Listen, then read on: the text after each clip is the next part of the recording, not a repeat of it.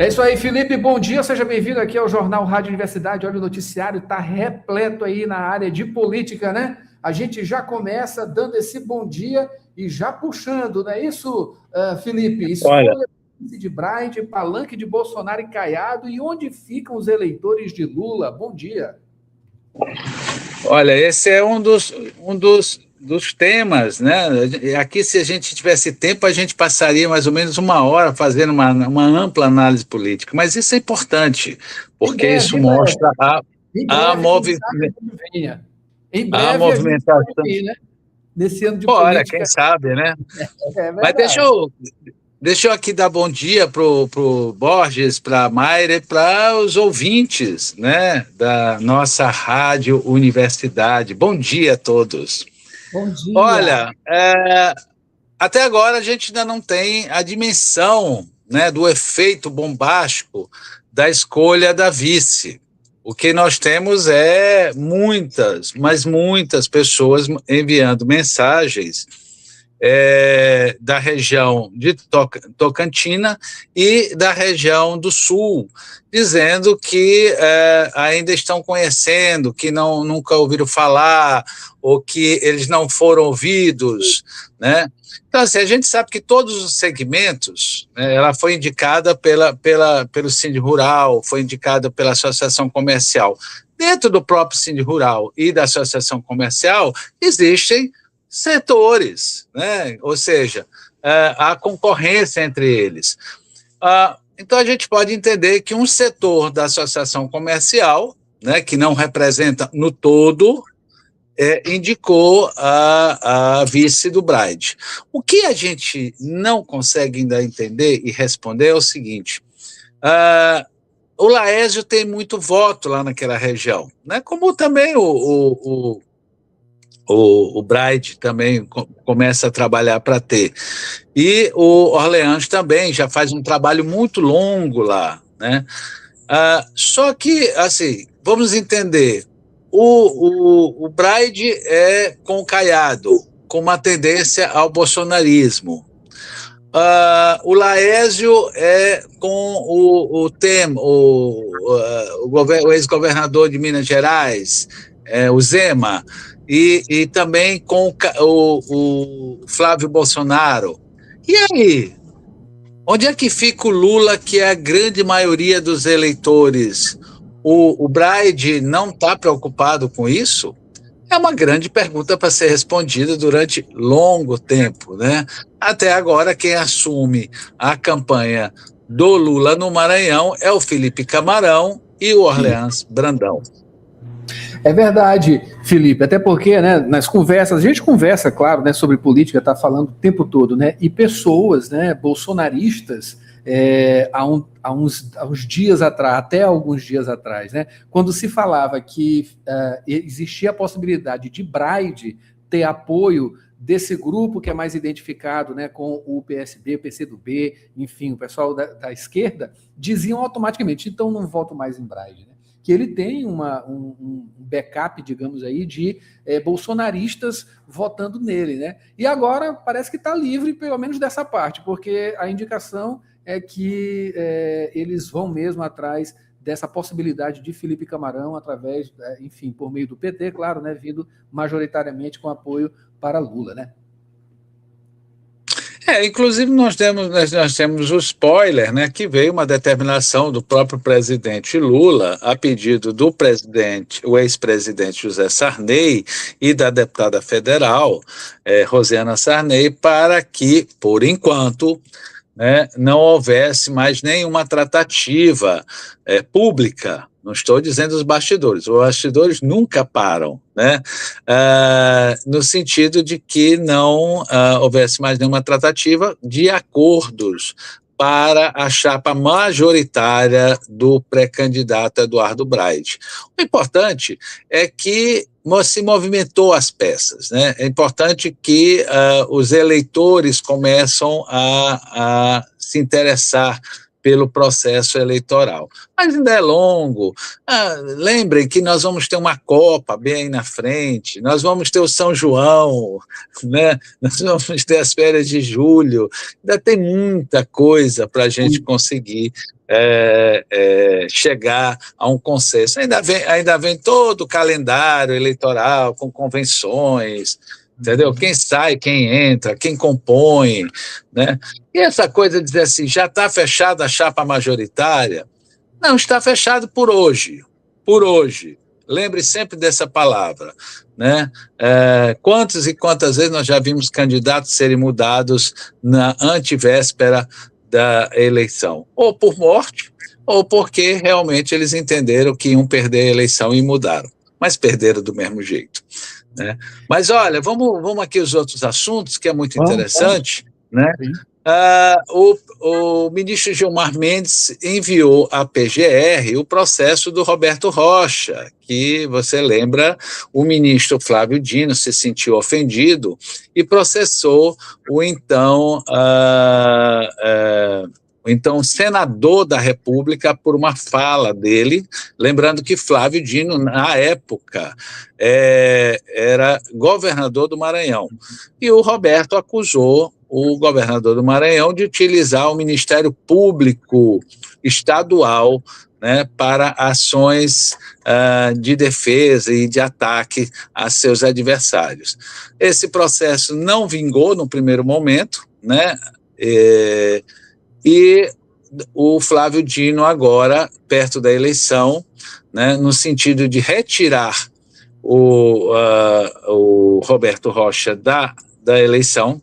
Tanto é que você sabe que o Roberto Rocha está entre os primeiros em todas as pesquisas, sem fazer campanha para o Senado, não é verdade? O que mais tem hoje é o que mais tem intenção de voto no Maranhão. Se chama Roberto Rocha, que tiraram ele do PSDB, tomaram o PSDB, né? Há um rumor muito grande de chantagem ao Aécio Neves.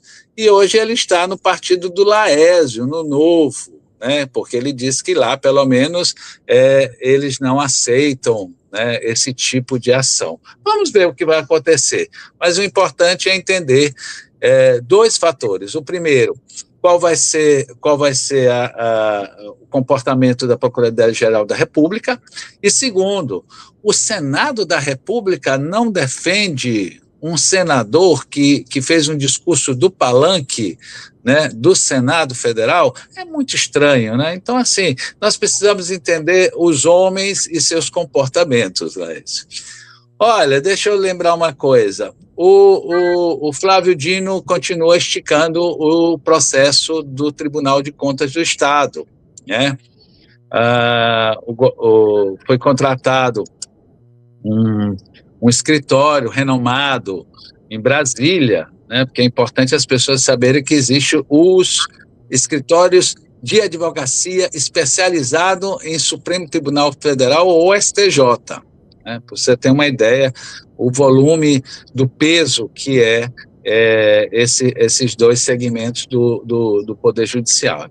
E me parece que no meio de uma coisa lá, os advogados pecaram, né?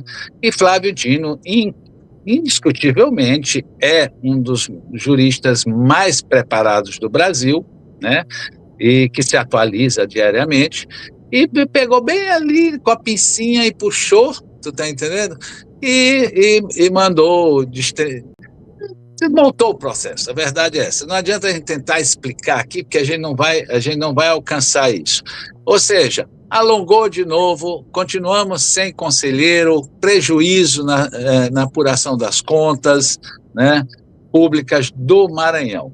Essa é uma briga política, né, de quintal político dentro do Supremo Tribunal Federal. Eu, particularmente, acho que nós precisamos de conselheiros para que eles vigiem e julguem os gestores que usam o nosso dinheiro, né? E tem um detalhe interessante, a revista Piauí fez uma matéria, Adalberto, incluiu o renomado, né, desembargador Ney Belo, maranhense, né, muito conhecido, que tenta há muitos anos chegar ao STJ e não consegue, porque é um cargo político, não é um cargo só de merecimento. Se fosse para merecimento, o Ney estaria lá indiscutivelmente, porque ele é muito aplaudido no meio jurídico. Mas ele contratou, né, notáveis juristas e convocou também notáveis testemunhas, né, do meio jurídico para processar 2 blogueiros do Maranhão que distorceram a notícia, segundo o desembargador Ney Belo. Agora nós vamos ter que entender quem são os blogueiros e quem são as pessoas que vão estar sendo arroladas. Interessante que na matéria não fala que ele processou a revista Piauí, né? Mas vai ver que a revista Piauí foi correta com ele.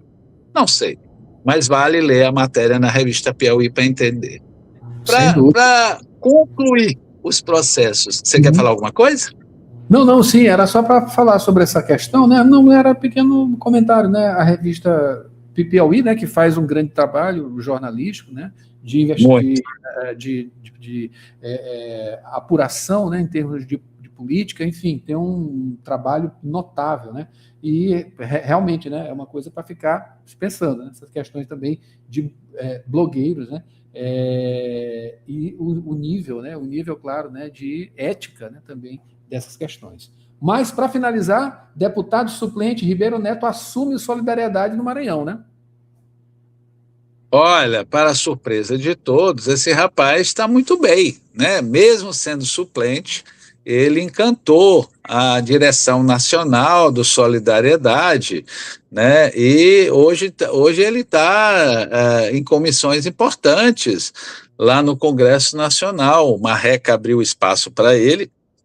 E ele, indiscutivelmente, ele é um rapaz dinâmico, né, preparado, e para ir para a CCJ tem que ser algo de grande importância, né? Nós temos lá o deputado Rubens Pereira Júnior, que tem cadeira permanente lá na CCJ, pelo PT, e é muito aplaudido, né? Inclusive, tem um detalhe que é interessante, que brincam lá nos corredores do Congresso Nacional, que quando os presidentes da comissão ou dos poderes têm dúvida, diz que chamam Rubem Júnior, né? Dependendo do que Rubem Júnior disser, o caminho será, como dizem lá, né? Mas é porque também é um jurista muito, muito preparado e muito atualizado, né? E que tem um comportamento exemplar, não entra em picuinha, não entra em briguinha de menores, né? Usa a lei na sua coisa. Acredito eu, deve ser reeleito pelo Partido dos Trabalhadores.